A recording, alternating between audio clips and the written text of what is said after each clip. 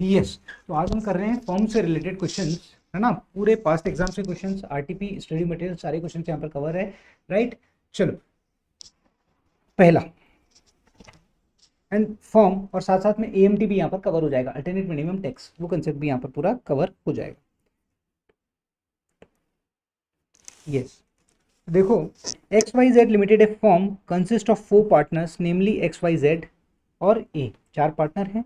They shared profit and loss, they shared profit and loss equally during the year, मतलब उनका जो ratio है equal equal ratio है 31 मार्च 2022 तक। Okay, the assessed business income of the firm for the assessment year 22-23 which is entitle to carry forward amounting to rupees 3,60,000।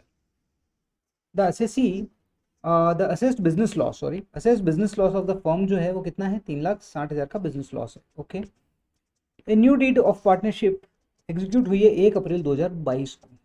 Okay, 1 April 2022 को, मतलब ये कहता है कि 22-23 तक जो आपका लॉस है, the assessed business loss of the firm which is 3,60,000। Okay, the new partnership deed जो एग्जीक्यूट हुई है 1 अप्रैल 2022 को, और उसमें उन्होंने क्या किया है, the share profit sharing ratio change कर लिया है। देखो, एक्स वाई जेड और ए 1:1:1:1 हुआ करता था। ठीक है, अब इन्होंने, ये तो ओल्ड था, अब इन्होंने चेंज कर लिया, और चेंज करने के बाद इन्होंने क्या बोला है, 15:15 15:15:20:50 चेंज इन पीएसआर रेशियो। ठीक है ना। अब ये बोलता है कि compute the business loss relating to 22-23 which the firm is entitle to set off. ये बोलता है कि जो 22-23 के लॉस है, क्या फर्म 23-24 में से एंटाइटल्ड है क्या सेट ऑफ करने के लिए। तो यहाँ पर आप सोच रहे होंगे sir section 78 change in constitution, अगर चेंज इन कॉन्स्टिट्यूशन होता है तो जो रिटायर्ड पार्टनर या डिसीज पार्टनर है उसका लॉस आप कैरी फॉरवर्ड नहीं कर सकते। करेक्ट, बिल्कुल सही सोच रहे हो, बट आपने भी ये चीज भी सही बोली है, रिटायर्ड पार्टनर और डिसीज पार्टनर, यहाँ पे तो ना तो कोई रिटायरमेंट है ना कोई डिसीट है, तो सेक्शन 78 यहाँ पर एप्लीकेबल नहीं होगा। जितना लॉस इनका था वो सारा का सारा कैरी फॉरवर्ड हो जाएगा, कोई प्रॉब्लम नहीं है। राइट, अगर मान लो ये केस होता, रिटायरमेंट या डिसीट पार्टनर वाला केस होता, तो यस, जितना पार्टनर का हिस्सा है 3,60,000 में, जो हिस्सा है पार्टनर का, मान लो 1/4/2022, ठीक है, इस डेट को जो ब्रॉड फॉरवर्ड लॉस है वो कितना है, 3,60,000। ठीक है, अब चारों के इक्वल 4 हिस्से थे, क्योंकि 1/4/22 के बाद में हिस्सा चेंज हुआ तो 90,000। अब मान लो 1/4/2022 से कोई एक पार्टनर कंटिन्यू नहीं है या किसी की डेथ हो गई, तो उस केस में 1/4/2022 को अगर मान लो कोई पार्टनर रिटायर्ड हो गया है, तो 90, उसका जो हिस्सा है 90 के, वो आप आगे कैरी फॉरवर्ड नहीं कर सकते। मतलब 3,60,000 में से 90 के आप हटा दो तो 2,70,000 आप उसे कैरी फॉरवर्ड कर पाओगे। ठीक है, चलो, so question number 1 has been done. Come on the next part. The HIG firm consisting of 3 partners, namely HIG, carried on the business of purchase and sale of television set in the wholesale and manufacture and sale of pens under a deed of the partnership executed on 1/4/2017। ये कहता है HIG एक firm है, ठीक है, 3 partner हैं HIG, और manufacturing में है, they are in the manufacturing. Okay, HIG were partners in the individual capacity. All other partner on individual capacity. The deed of partnership provide the payment of salary 1,50,000 to HNG. ठीक है ना, 1,50,000 to HNG each, तो इन दोनों का मिला के कितना हो गया, 3 लाख रुपए। Who were working partner. Okay, ठीक है। A new deed of partnership executed on 1/10/2022 को, 1/10/2022 को एक न्यू डीड एग्जीक्यूट हुई है। ठीक है, which apart from the providing payment of salary, ये कहता है आप सैलरी तो दे रहे हो, उसके अलावा to the 2 working partners mention in the deed of the partnership executed on 1/4/2017, मतलब 1/4/2017 को जो डीड हुई थी वहां उन्होंने मेंशन कर रखा है कि we will give the salary. ठीक है ना, for the first time provided for the payment of salary interest. अब ये बोल रहे हैं सर हम इंटरेस्ट का कंसेप्ट भी लेके आ रहे हैं एट द रेट ऑफ 12% से, interest at the rate of 12% per annum on the balance standing in credit of capital account. ठीक है ना, ऑन कैपिटल। ठीक है, अब ये कब लेके आए, 1/10/2022। हमेशा चीज ध्यान रखना, रेट्रोस्पेक्टिवली नहीं होता है, प्रोस्पेक्टिव होता है, प्रोस्पेक्टिव इफेक्ट। तो ये प्रोस्पेक्टिव इफेक्ट होगा, प्रोस्पेक्टिव इफेक्ट, मतलब इंटरेस्ट पे आपको जो बेनिफिट मिलेगा जो बेनिफिट मिलेगा up to 31/30/9/2022, no benefit, no benefit on interest, ठीक है ना, मतलब पूरा का पूरा आपका क्या होगा, डिसअलाउड हो जाएगा, ठीक है। और 1/10/2022 से 31 मार्च 2023 तक का जो भी इंटरेस्ट होगा वो आपका एट द रेट ऑफ 12% के हिसाब से अलाउड हो जाएगा, कोई प्रॉब्लम नहीं, ठीक है। चलो, on the balance 31/3/2003 and capital assets, ठीक है, distributed on 20, the firm was dissolved, अच्छा फर्म डिसॉल्व हो गई है 31/3/2023 को, और कैपिटल एसेट्स ऑन फर्म आपकी डिसॉल्व हो गई है। अगर मान लो आपकी फर्म डिसॉल्व हो जाती है और आप पार्टनर्स को अगर डिस्ट्रीब्यूट करते हो तो सेक्शन 9B के अकॉर्डिंग इंपैक्ट आएगा, ठीक है ना, सेक्शन 45(4) और 9B ये भी हम देखेंगे, बट ये हम कैपिटल गेन में डिटेल में देखेंगे, राइट। चलो, अब ये बोलता है the net profit of the firm 31/3/2023 को है after payment of salary, after payment of salary to the working partners, ये कहता है कि यहाँ पे आपने सैलरी जो दी है वर्किंग पार्टनर्स को वो आपने कंसिडर कर रखी है, और credit to the following P&L account was 10,000 rupees, okay. तो 10,000 रुपये तो आपका P&L हो जाएगा, ठीक है। अब P&L में सबसे पहले तो आप सैलरी ऐड कर दो, जो आप उनको दे रहे हो ना वो सैलरी ऐड कर दो, 3 लाख रुपया जो आप उनको दे रहे हो ना सैलरी का, वो आप इसमें ऐड बैक कर दो, क्योंकि आपको अपन क्या निकालना है, अपने को इन्होंने दे रखा है ना, ऑलरेडी कंसिडर कर रखा है इन्होंने, after payment of salary to the working partners, ठीक है। तो आपने जो 10,000 में वो कितने दे रखे, 3 लाख रुपए दे रखे हैं आपने, वो ऐड बैक कर लो आप, ये देखो ये ऐड बैक कर लो, ठीक है। अपन इन्होंने यहाँ किया, अपन ने ऐड बैक कर लिया, कहीं भी लिखो, अपने कॉन्सेप्ट क्लियर होने चाहिए। अब देखो अब ये क्या क्या बोल रहा है, ये बोलता है interest amounting to ₹1,00,000 paid to partners on the balance standing of the credit of their capital account. ये बोल रहा है कि कैपिटल अकाउंट में जो उनका बैलेंस पड़ा है ना, कैपिटल अकाउंट में जो उनका बैलेंस पड़ा है उस पर 1 लाख रुपए का पार्टनर को दिया है एक चार्ज से at the rate of 12%। But आप ध्यान रखो इन्होंने डीड में जो चेंज किया ना इंटरेस्ट के लिए वो किया है 1 अक्टूबर से, तो 6 महीने का जो है 1 अप्रैल से सितंबर तक का है, 6 मंथ का तो डिसअलाउड हो जाएगा, और अगले 6 महीने का मतलब अक्टूबर से लेकर दिसंबर का अलाउड हो जाएगा। तो 1 लाख रुपए साल का है तो 50,000 रुपये आपका डिसअलाउड हो जाएगा और 50,000 आपका अलाउड हो जाएगा। चलो, सो दिस इज डन। अब ये बोलता है interest amounting to ₹50,000 paid to partner on the balance standing of the credit of their current account. इसका कोई डीड में जिक्र नहीं है, अगर आप डीड में देखोगे तो डीड में लिखा हुआ on the capital account, right, तो उस पर बेनिफिट मिलना है, तो ये 50,000 रुपये डिसअलाउड हो जाएगा। चलो, come on the next, interest amounting to ₹20,000 paid to the HUF of partner H, ये कहता है एट द रेट ऑफ 18%। अगर मान लो इंडिविजुअल कैपेसिटी पे दिया जा रहा होता तब तो 12% की रेस्ट्रिक्शन होती, बट ये किसको दिया जा रहा है, HUF को दिया जा रहा है, मतलब it's just like a third party. अगर आप मार्केट प्राइस पे दे रहे हो तो कोई प्रॉब्लम नहीं है, 18% आपका अलाउड हो जाएगा, no additional treatment. Payment of 5,000 towards bribe, अगर आप ब्राइब देते हो तो दिस इज नॉट अलाउड, तो ये 5,000 आपका एड बैक हो जाएगा, ठीक है। फिर ये बोलता है कि 30,000 being the value of gold jewelry received from a manufacturer for the achieving sales target. तो अगर आपको ये 30,000 रुपये मिले हैं तो बिल्कुल 28 के अंदर आपकी इनकम माना जाएगा, और अगर आपने इनकम दिखाया है तो नो एडजस्टमेंट रिक्वायर्ड, ठीक है ना, नो एडजस्टमेंट रिक्वायर्ड। गिफ्ट, ये वाला गिफ्ट पे, ठीक है। चलो, depreciation amounting to ₹15,000 on motor car brought forward in use exclusively for business purpose but not registered on the name. कोई फर्क नहीं पड़ता है, अगर बिजनेस का पैसा लगा हुआ है तो हो सकता है बिजनेस के नाम पे रजिस्टर्ड ना हो, लेकिन फिर भी बिजनेस को बेनिफिट मिल जाएगा, और उन्होंने लेस कर रखा है तो आपको कोई एक्स्ट्रा इंपैक्ट लेने की जरूरत नहीं है। Depreciation under Section 32 amounting ₹37,500 on new machinery brought and installed for the manufacture of the pen 1/11/2022 at a cost of ₹5 lakh. ये बोलता है कि भैया 37,500 का हमने क्या कर रखा है, डेप्रिसिएशन लिया हुआ है, जो 5 लाख की मशीन है, 5 लाख की मशीन पे इनका मान लो 15% का होता है तो 7.5% हाफ रेट से आपको डेप्रिसिएशन मिल जाएगा, इन्होंने लिया हुआ है, ठीक है। Brought and installed for the manufacturing में यूज आ रही है, right. New plant and machinery आपको एडिशनल डेप्रिसिएशन भी मिल जाएगा, मतलब 5 लाख पे 10% के हिसाब से आपको एडिशनल डेप्रिसिएशन भी मिल जाएगा 50,000 का, तो 50,000 आप लेस कर दो, 50,000 आप लेस कर दो, ठीक है, एडिशनल डेप्रिसिएशन।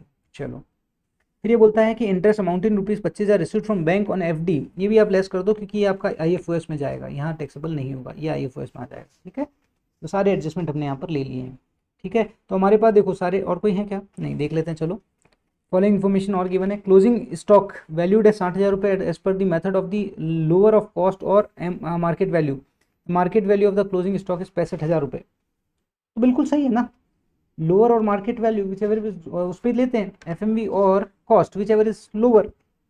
तो सही लिया हुआ है, क्या प्रॉब्लम है, सही लिया हुआ है, कोई एडजस्टमेंट करने की जरूरत ही नहीं है, नो एडजस्टमेंट रिक्वायर्ड। हाँ बट एक चीज ध्यान रखना, एक चीज ध्यान रखना, अगर ये फॉर्म डिसॉल्व हो गई है, the form was dissolve on 31/3/2023, अगर फॉर्म डिसॉल्व हो जाती है तो आईसीडीएस के अकॉर्डिंग उसकी नेट रियलाइजेबल वैल्यू ली जाती है। तो यहाँ पर आपको एक चीज ध्यान रखनी पड़ेगी, this will be the change, वो आपको करना पड़ेगा। If form dissolve, if form dissolved, then net realizable value you have to consider, and that what is the net realizable value, 65,000, so you have to consider 65,000 rupees। ये चीज़ ध्यान रखना, ठीक है। यहाँ पर आपको ये चेंज करना पड़ेगा, आपको 5,000 रुपये ऐड करने पड़ेंगे, क्लोजिंग स्टॉक में आपको 5,000 रुपये ऐड करने पड़ेंगे ताकि उससे आपका प्रॉफिट बढ़ेगा, ठीक है। चलो ये चीज़ ध्यान रखना, these are the corrections. Brought forward business loss relating to, वो आपका 40,000 दिया हुआ है, येस आप उसे सेट ऑफ कर सकते हो। The fair market value of the capital assets 20 lakh and the cost of their acquisition is 15 lakh. इसका यहाँ पे कोई लेना देना नहीं है, ये आप जब वो 45 4 और 9B के अकॉर्डिंग कैलकुलेट करोगे तब ये काम आएगी। इट विल बी, अपन इसे डिटेल में चेक करेंगे कैपिटल गेन के अंदर। तो अभी अपन क्या देखते हैं, हमको बुक प्रॉफिट निकालने का है। तो यहाँ पर सारे एडजस्टमेंट करने के बाद में हमारा आ रहा है 3,40,000 का बुक प्रॉफिट। अब उस बुक प्रॉफिट में आपको क्या करना है, पहले 3 लाख पे 90% और 1,50,000 विच एवर इज हायर, और जो बैलेंस बचता है तो देखो यहाँ पे क्या हो जाएगा, 2,70,000, 2,70,000 और 40,000 का 60% 24,000, तो टोटल 2,94,000 आपको एज ए रेमुनरेशन अलाउड हो जाएगा। उसके बाद आपका वो आएगा, सॉरी बुक प्रॉफिट माइनस, तो पीजीबीपी का इनकम आ गया। अब पीजीबीपी के इनकम में से आपको ब्रॉड फॉरवर्ड लॉस है तो आप सेट ऑफ कर सकते हो, तो यहाँ आपका 6,000 रुपये का इनकम आ जाएगा, और आईएफओएस का आपका 25,000 रुपये का इनकम, तो total your income is 31,000। I hope this is clear, ठीक है। चलो तो this question has been completed. Come on the next वाला पार्ट, सारे इजी हैं जो अपन ने ऑलरेडी पीजीबीपी में कवर कर लिए हैं, बट फिर भी ठीक है, एक बार हमारे हो जाएंगे।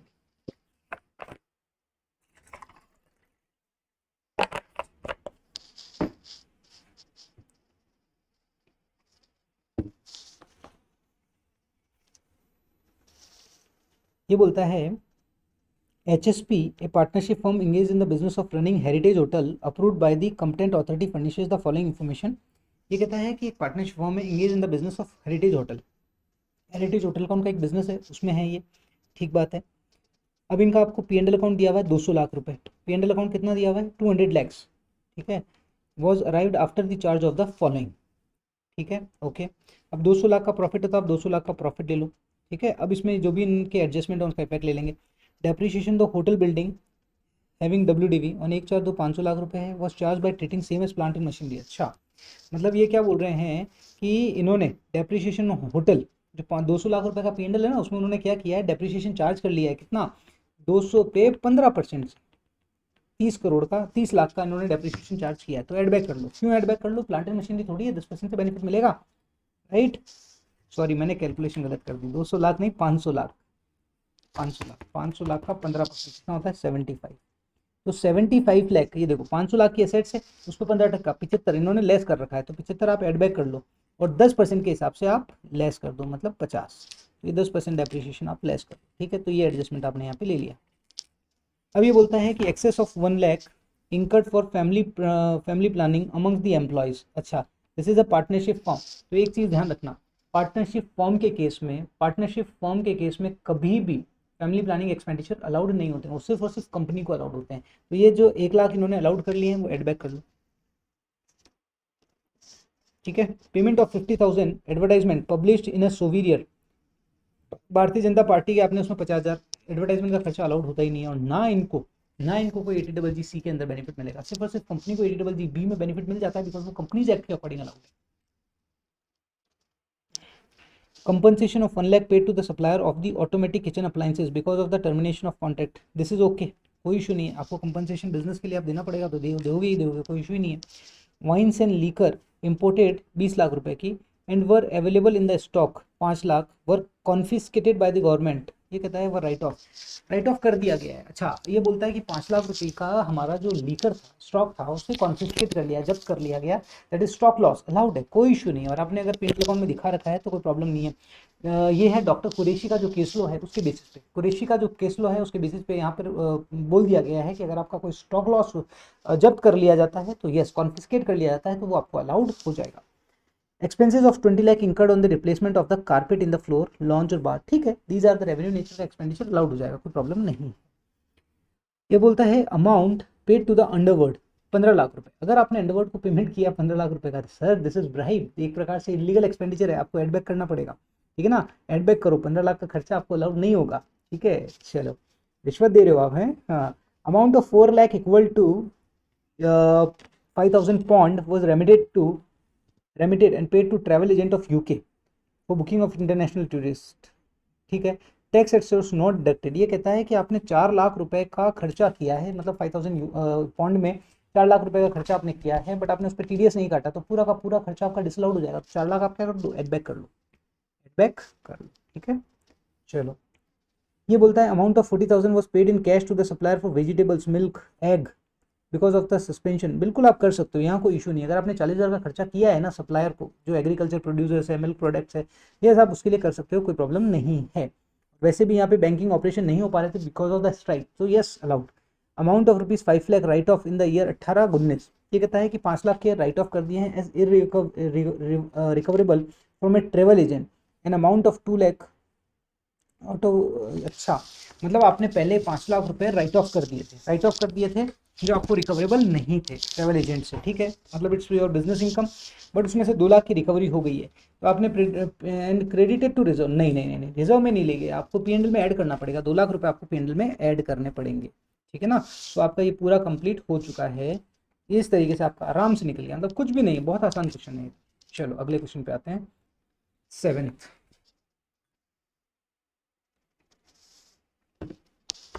क्योंकि हमने ऑलरेडी पीजीबीपी को इतने अच्छे से किया है कि अब यहाँ पे कोई आपको इशू आएगा भी नहीं, इवन मैथ में भी आपको इशू नहीं आएगा। नेक्स्ट हम मैथ स्टार्ट करेंगे। Mister Rajesh has income of 45 lakh under the head PGBP. ये कहता है मिस्टर राजेश की जो इनकम है 45 लाख रुपए है पीजीबीपी हेड में, one of his business is eligible for deduction 100%, एटीआईबी में उनका एक बिजनेस डिडक्शन के लिए एलिजिबल है, the profit from such business 20 lakh रुपए है included in the business income, मतलब ये आपकी जो 45 लाख है ना उसमें वो 20 लाख इंक्लूड है, तो उसके अलावा है 25 लाख रुपए और 20 लाख का आपका वो एटीआईबी वाला है। Compute the taxable income of Rajesh, कुछ भी नहीं है, देखो अब आपकी टोटल इनकम कितनी है, आपकी इनकम यहाँ पर कितनी हो रही है, देखो 45 लाख की आपकी इनकम है और एक एटीआईएबी में आपको डिडक्शन मिलती है, दिस इज योर जीटीआई, एटीआईएबी वाला डिडक्शन ले लो, कितना है 20 लाख रुपए, तो 25 लाख विल बी और टैक्सेबल इनकम, ठीक है ना, अब इस पर टैक्स कंप्यूट कर लो, सिंपल। अब ये चीज़ ध्यान रखना, यहाँ पर एएमटी का कंसेप्ट भी इंट्रोड्यूस हो जाएगा। एएमटी का कंसेप्ट कहाँ इंट्रोड्यूस होता है, अगर आप 10AA का बेनिफिट ले रहे हो, इनकम बेस्ड डिडक्शन ले रहे हो, है ना, इनकम बेस्ड डिडक्शन 80 से 80 आरआरबी की डिडक्शन ले रहे हो एक्सेप्ट 80P, है ना, income based deduction, income based deduction 80 से 80 आरआरबी की एक्सेप्ट 80P, ठीक है। और अगर आप सेक्शन 35AD का बेनिफिट ले रहे हो तो इन 3 केस में आपको ध्यान रखना है कि एक एएमटी वाला कंसेप्ट भी एप्लीकेबल हो जाता है, और यहाँ पर फर्म है, right, this is the firm, mister Rajesh sorry, this is the proprietor, तो यस प्रोपराइटर पे भी इम्पोज हो जाएगा। तो पहले तो आप क्या कर लो, 25 लाख पे टैक्स कंप्यूट कर लो नॉर्मल तरीके से। अब ये क्या है, प्रोपराइटरी है तो स्लैब रेट के अकॉर्डिंग आप टैक्स निकाल लो, 10 लाख तक तो 1,12,500 हो जाएगा, और 15 लाख पे 30% हो जाएगा, तो 15×45 और 1,12,500, 5,62,500 हो गया, और उस पर 4% सेस लग जाएगा, तो 5,85,000 आपका टैक्स आ जाएगा। अब देखो, अब आपकी जो जीटीआई थी दैट विल बी कितना थी, आप ऐसा करो ना, आपकी टोटल इनकम कितनी थी, टोटल इनकम 25 लाख रुपए, अगर आपने इनकम बेस्ड डिडक्शन लिया हुआ है तो वो एड बैक कर दो, आपने कितना लिया हुआ है 20, तो ये एड बैक कर दो। अब इस एडजस्टेड टोटल इनकम का 18.5% will be your AMT, 45 into 18.5%, ये कितना आया है आपका 8.325, ठीक है, प्लस 4% आपका इस पर सेस लग जाएगा। अगर मान लो ये इनकम 50 लाख से ज़्यादा होती तो सरचार्ज भी लग जाता, बट 45 लाख ही है तो नहीं लगेगा, 4% plus equal to 8.658, I hope this is clear, ठीक है ना। तो दिस विल बी योर, जो आपको टैक्स पे करना पड़ेगा, और इसका जो डिफरेंस होगा that will be your AMT credit, that will be your AMT credit, ठीक है ना। 8,65,800 जो आपको एज पर एएमटी देना है, और आपका नॉर्मल टैक्स कितना बन रहा है 5,85,000, राइट, तो ये जो डिफरेंस होगा, ये जो डिफरेंस होगा -5.85, 2.808, ये जो डिफरेंस होगा that will be your MAT AMT credit, AMT credit जिसे आप 15 सालों के लिए यूटिलाइज कर सकते हो अगले साल से, ठीक है। चलो, so this is also done. चलो अगला क्वेश्चन है 8th। PQR limited limited liability partnership setup a unit in SEZ in the financial year 18-19 for the production of washing machine, for the production of washing machine, ठीक है ना। और SEZ में हो तो यहाँ पर आपको 10AA का बेनिफिट मिलता है, ठीक है। The units fulfill all the conditions of the section 10AA of the Income Tax Act. Okay, during the financial year.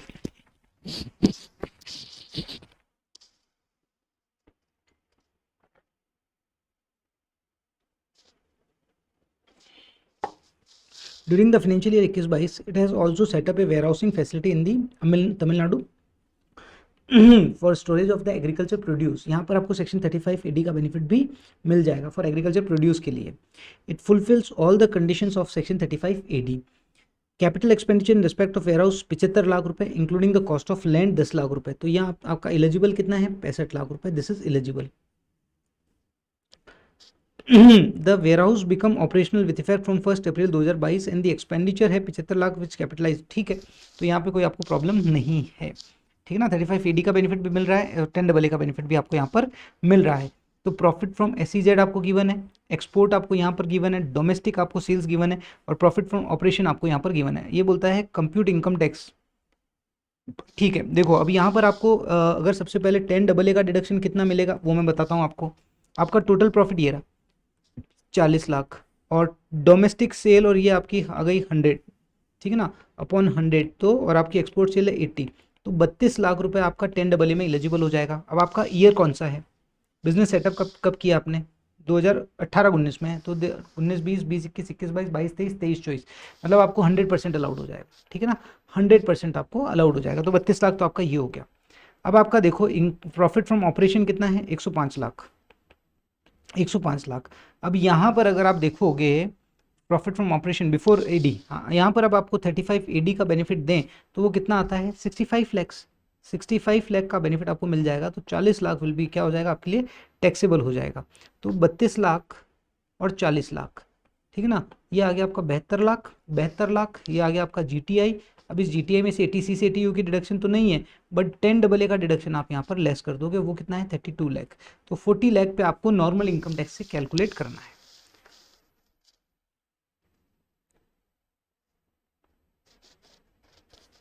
O sorry, correct correct correct correct correct, 32 तो आपका वो हो गया, लेकिन ये बिजनेस आपका इनकम भी तो है। देखो वापस वापस वापस करते हैं इसको थोड़ा सा। देखो आपका जो एलिजिबल बिजनेस है वहाँ उसका प्रॉफिट कितना है, 40 लाख, उसका प्रॉफिट है आपका 40 लाख। और आपका इधर का जो प्रॉफिट है वो कितना है, इधर का भी है 40 लाख, यही देखा था ना अपन ने, हाँ ये भी 40 लाख ही था, ये भी 40 लाख ही था। तो ये कितना हो गया, 80 लाख। अब मेरे को 10AA का जो डिडक्शन मिलेगा वो कितना मिलेगा, 32 लाख रुपए का मिलेगा, करेक्ट। हाँ तो ये गलती कर दी ना, 32 लाख, तो 48 lakh will be your income और 48 लाख पे आप टैक्स कंप्यूट कर लो। तो ये तो आपका हो गया, इस पे टैक्स निकाल लिया आपने, ये आपकी टैक्स लाइबिलिटी बन गई। अब देखो अब आपका क्या है, टोटल इनकम कितना है, 48 लाख। आपने कोई 10AA का बेनिफिट लिया है क्या, बिल्कुल लिया है, 32 लाख रुपए का आपने 10AA का बेनिफिट लिया है। 35AD का आपने कोई बेनिफिट लिया है क्या, हाँ लिया हुआ है। 35AD में थोड़ा सा ध्यान रखना, आपने 65 लाख रुपए का बेनिफिट लिया हुआ है, राइट। अब ये बोलता है कि अगर आप 35AD का असेट्स पे जो आपने खर्चा किया है उसके कारण आपको 35AD का बेनिफिट मिला है 65 लाख रुपए का।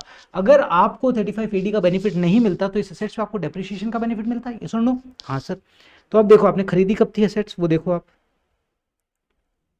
कैपिटल वेयर हाउसिंग अमाउंट ये है, the warehousing, capital expenditure in respect of warehouse, मतलब ये तो आपका वो हो गया वेयर हाउस बिल्डिंग हो गया, तो 10% आपको यहाँ पे मिल जाएगा, तो 6.5, 65 माइनस 6.5, तो ये कितना हो गया, 58 लाख, 58,50,000, ठीक है। ये आप एड बैक कर दो, तो 48 के अंदर 48 में 32 प्लस 58.5 एड बैक कर दो तो 138.5 आ जाएगा, 138.5। अब इस मतलब 138 लाख, अब इस पर आप क्या कर लो, इस पर नॉर्मल टैक्स कंप्यूट कर लो एट द रेट ऑफ 18.5% से, टैक्स कंप्यूट कर लो 18.5% से, AMT के अकॉर्डिंग जो टैक्स कंप्यूटेशन होता है ना वो कंप्यूट कर लो एज पर AMT, 18.5% से। अब यहाँ पे आप सरचार्ज भी लगा देना क्योंकि इनकम 1 करोड़ से ज़्यादा है बस, तो आपका फाइनल टैक्स आ रहा है, जैसे इसमें आ रहा है 29 लाख और इसमें आ रहा है, तो ये जो इसका जो डिफरेंस है आपको पे तो करना है 29,84,510, बट ये जो डिफरेंस है ये आपको क्या करना है, एज ए AMT क्रेडिट मिल जाएगा। आई होप दिस इज क्लियर। देखो उन्होंने भी क्या किया है, इसका 18.5 निकाला है, सरचार्ज लगाया है, सेस लगाया है, this will be the final tax, और फाइनल टैक्स को फिर इससे कंपेयर कर लिया राउंड ऑफ करके, ठीक है। चलो आई होप दिस इज क्लियर, तो कोई खास प्रॉब्लम नहीं है इसमें, ठीक है।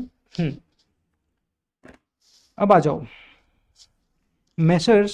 Beta and Company, a partnership firm in India, is engaged in development of the software and providing IT-enabled services, which is located in the notified specific zone, ठीक है ना, 1/4/2011 से 1/4/2011 से। तो अभी आपका देखो 11 से 21 10 साल कंप्लीट हो चुके हैं। तो अब आपको जो थर्ड वाला फेस है, देखो इसमें क्या होता है, फर्स्ट 5 ईयर 100%, अगले नेक्स्ट 5 ईयर 50%, और नेक्स्ट 5 ईयर री इन्वेस्टमेंट रिजर्व और 50%, विच एवर इज लोअर, ठीक है ना, विच एवर इज लोअर, वो आपको बेनिफिट मिल जाता है। And other located in the domestic tariff area, the particular slating आपको यहाँ पर गिवन है। टोटल टर्नओवर SEZ का है 210 लाख है, DTA का ये हो गया, तो कितना हो गया टोटल टर्नओवर, 300 लाख हो गया टोटल टर्नओवर। एक्सपोर्ट टर्नओवर कितना है, 150 SEZ का है 300 हो गया, ठीक है। और DTA का कितना है, 50 लाख, मतलब एक्सपोर्ट टर्नओवर, ये तो हो गया आपका टोटल टर्नओवर। एक्सपोर्ट टर्नओवर कितना हो गया, एक्सपोर्ट टर्नओवर 150 ही माना जाएगा, 150 लाख SEZ वाला, ठीक है ना। प्रॉफिट अब यहाँ पे आपको गिवन है, प्रॉफिट भी आपको यहाँ गिवन है 50 और 40, तो अपने तो 50 लाख का लेंगे, क्योंकि अभी अपन उस SEZ का बेनिफिट निकाल रहे हैं, 10AA का डिडक्शन कितना मिलेगा अपन वो निकाल रहे हैं, ठीक है ना। मतलब देखो ये पार्टनरशिप फर्म है, पार्टनरशिप फर्म है, eligible for the 10AA deduction, तो हमें इसका प्रॉफिट ले लेंगे, प्रॉफिट में से हमको 10AA का डिडक्शन कितना देना है वो पता होना चाहिए, राइट। चलो सर, ये कहता है कि अमाउंट डेबिटेड, अच्छा री इन्वेस्टमेंट रिजर्व में उन्होंने 20 लाख रुपए दिए हैं, अपन बोलते हैं ना इन री इन्वेस्टमेंट रिजर्व में आपने कितना पैसा डाला है और 50%, चलो बहुत बढ़िया। अभी कहता है firm has no other income, चलो बहुत ही बढ़िया है, अब आपको इसका इनकम निकालने का है। तो इसका टोटल इनकम कितना हो रहा है, 50 और 40 90, ठीक है ना, 50 और 40 90, टोटल इनकम इसकी कितनी आ रही है, इसकी 50 आ रही है और इसकी 40 आ रही है, ठीक है। चलो ये तो हो गई SEZ वाली और ये हो गई डोमेस्टिक टेरिफ एरिया वाली, तो ये हो गई इनकी टोटल 90। अब देखो SEZ के अंदर आपने री इन्वेस्टमेंट रिजर्व लेस किया हुआ है, P&L अकाउंट में आपके डेबिटेड है, तो ऐड कर दो, ऐड कर दो 70, ये हो गई 70 आपका प्रॉफिट, और ये हो गया इसका 40, और ये हो गया आपका 110, ठीक है।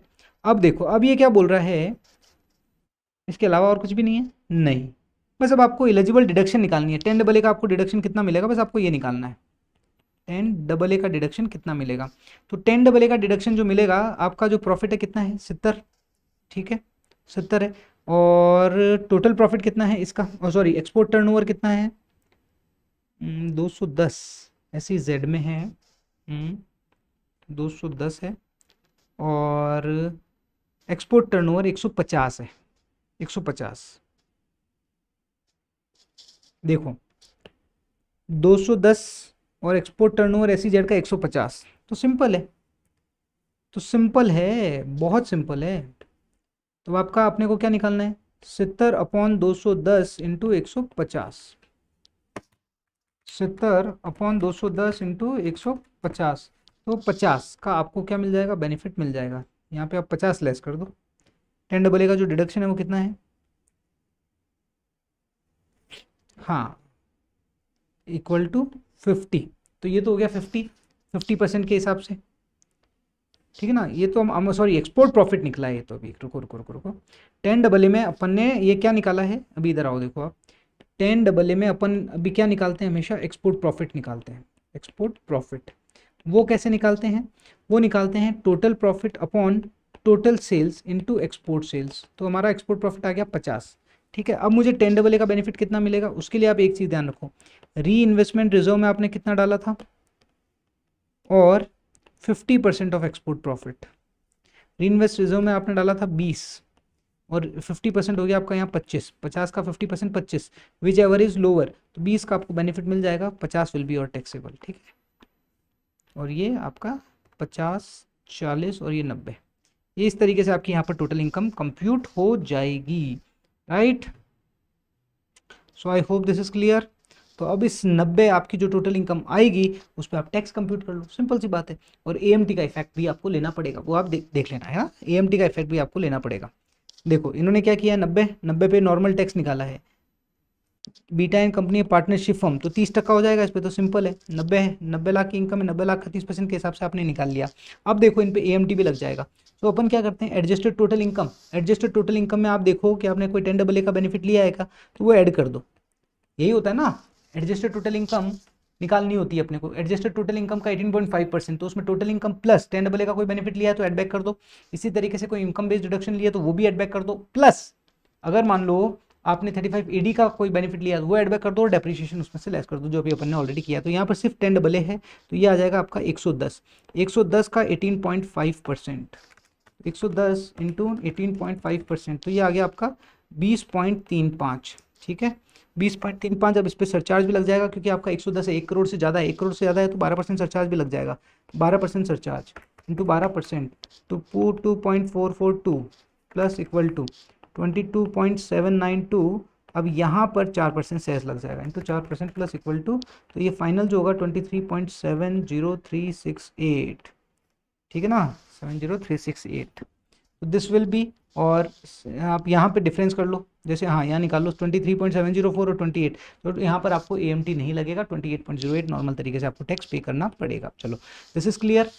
चलो कोशिश कर रहा हूँ कि अपन फटाफट से कर लें। कितने क्वेश्चन है, बस 11 क्वेश्चन है, बाद में फिर मैथ स्टार्ट हो जाएगा। चलो 2 क्वेश्चन और हैं, कोशिश करते हैं फटाफट से क्लोज कर देते हैं। Victory Polyfibre a partnership firm earned 300 lakh रुपए, आपको दिख रहा है ना, हाँ, on 300 lakh for the year ended 31/3/2023। A firm has not undertaken by the international transaction or specified domestic transaction during the said year, ठीक है।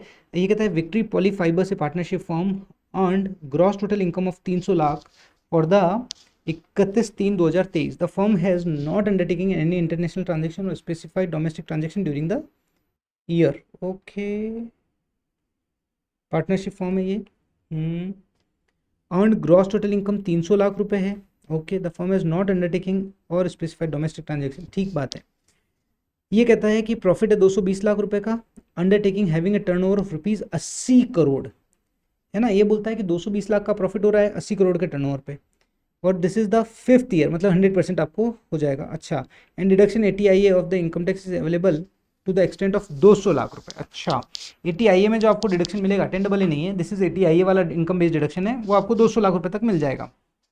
Okay, the sum grey area in the taxation working, hence the SSC is contemplating to file his return of income on 7/12/2023 after seeking clarification from the expert, from tax expert। भाई साहब गलती कर दी। There are some gray area in the taxation, hence the SSC contemplating to file return of income 7/12 को उसने return file किया है। Partnership firm की due date क्या होती है, अगर मान लो इन पर ऑडिट एप्लीकेबल होती है तो इनकी ड्यू डेट है 31 अक्टूबर, और इन्होंने भाई साहब 7 दिसंबर को रिटर्न फाइल किया है, ड्यू डेट के बाद में फाइल किया है, तो इनको इनकम बेस्ड डिडक्शन नहीं मिलेगा। ATIB का जो डिडक्शन ये लेने की बात कर रहे हैं ATIA का, वो इनको नहीं मिलेगा, ठीक है।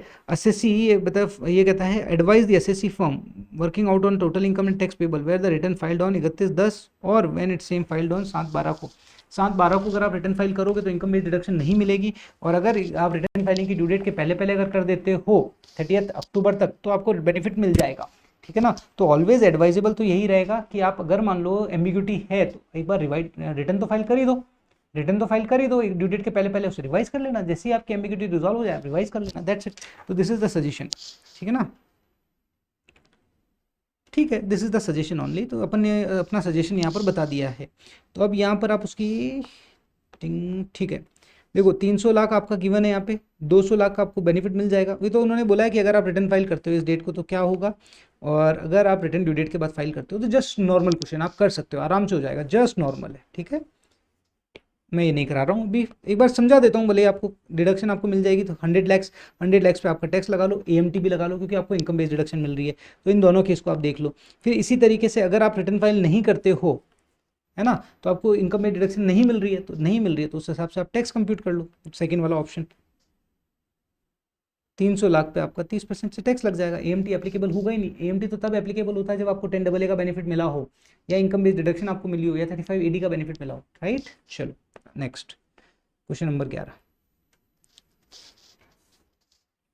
Messrs ABC LLP engaged in the export of the computer software of SEZ. Okay, SEZ में है तो 10AA का बेनिफिट आपको यहाँ पर मिल जाएगा।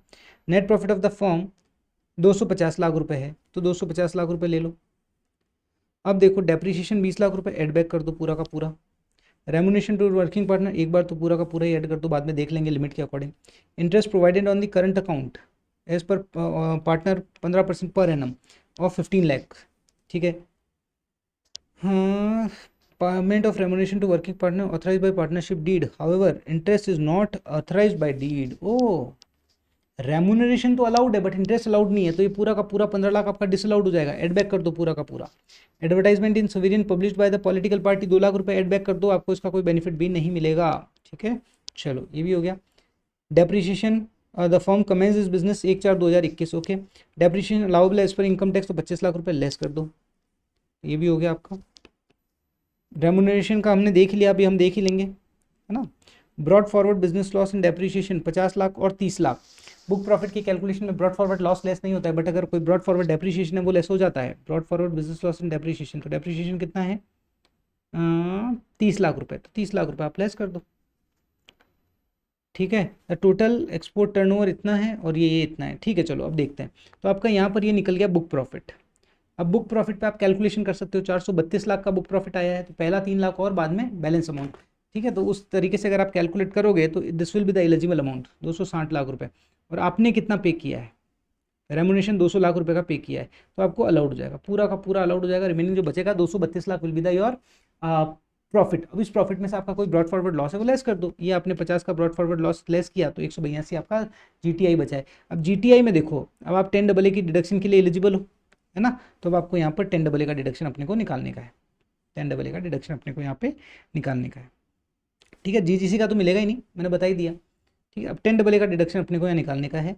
अब इसमें देखो, टोटल एंड एक्सपोर्ट टर्नओवर है 25 crore, total and export turnover of firm 25 crore, export turnover realised within 15 crore, तो 15 करोड़ आपको रियलाइज हुआ है, ठीक है ना। 15 crore upon 25 crore into profit, profit कितना है आपका, ये प्रॉफिट हाँ ये 232, ठीक है ना, 232 बिफोर ब्रॉड फॉरवर्ड लॉस का सेट ऑफ करने से पहले, ठीक है ना। तो 15 अपॉन 25 इंटू 232, ये कितना आया 139.2, this will be your export profit, जो आपका 100% एग्जाम्प्ट हो जाएगा क्योंकि ये पहला साल ही है ना। बस ये क्या हुआ, यहाँ पर थोड़ा सा मिस्टेक है, 15/25 होगा तो आपका आंसर चेंज हो जाएगा। 15/25 इंटू 232, तो 139.2 आपका यहाँ पर लेस हो जाएगा, ठीक है। तो इस तरीके से ये थोड़ा सा यहाँ पर चेंजेस है, वो आप देख लेना, मैंने समझा दिया है। तो आपकी टैक्स लाइबिलिटी निकल जाएगी, ठीक है। अब आपकी जब टैक्स लाइबिलिटी निकल जाएगी तो, और ये तो हो गई नॉर्मल, जीरो आ गई। अब आपकी एडजस्टेड टोटल इनकम निकाली जाएगी, उसका 18.5%, because you are the firm, right. तो एडजस्टेड टोटल इनकम में क्या निकालेंगे, ये प्लस जो आपको डिडक्शन मिला है 182, वॉट एवर जो भी आपको यहाँ पे दिख रहा है वो अपने हिसाब से तो 139 पॉइंट समथिंग कुछ आ रहा है, तो उस पर फिर आप नॉर्मल टैक्स निकालो, वो आपको पे करना पड़ेगा और उसे आप कैरी फॉरवर्ड कर सकते हो। बहुत आसान क्वेश्चन है। चलो, so this question has been completed. 11 के 11 क्वेश्चन हमने यहाँ पर कंप्लीट कर लिए हैं फॉर्म के, राइट। अच्छा एक चीज़, अब अगर आपके कनेक्ट में कोई भी हो, या आप अगर नवंबर 23 में एग्जाम दे रहे हो, तो आप मेरे साथ ज्वाइन कर लो। जो मेरा last week of the March 23 of the उस लास्ट वीक में बैच शुरू हो रहा है, लाइव रहेगा, नॉर्मल बैच है, कंप्लीट कवरेज होगा, पूरा मॉड्यूल कवर होगा, पूरा मॉड्यूल मतलब ये मैं अपने नोट्स से पढ़ाऊंगा, क्वेश्चन आंसर करेंगे, राइट। उसके अलावा ICAI का मॉड्यूल और ICAI के जो भी रिलेवेंट रॉ मटेरियल्स हैं वो सारे हम यहाँ पर कवर करेंगे, जैसे MTP हो गया, RTP हो गया, सारी चीज़ें कवर होगी, तो आपको मजा आएगा। और लाइव का वैसे भी आप मेरे पावर बैच के अगर फीडबैक्स देखोगे तो वो बोलते हैं सर दूसरी अदर फैकल्टीज जो हमें रेगुलर पढ़ा रही है उससे ज़्यादा आपने अच्छा पावर दिया है। तो आप समझो कि जब मैं पावर में इतना अच्छा दे रहा हूँ तो आप समझो कि रेगुलर में जब आप आओगे मेरे साथ तो क्या लेवल हो। चलो बाय।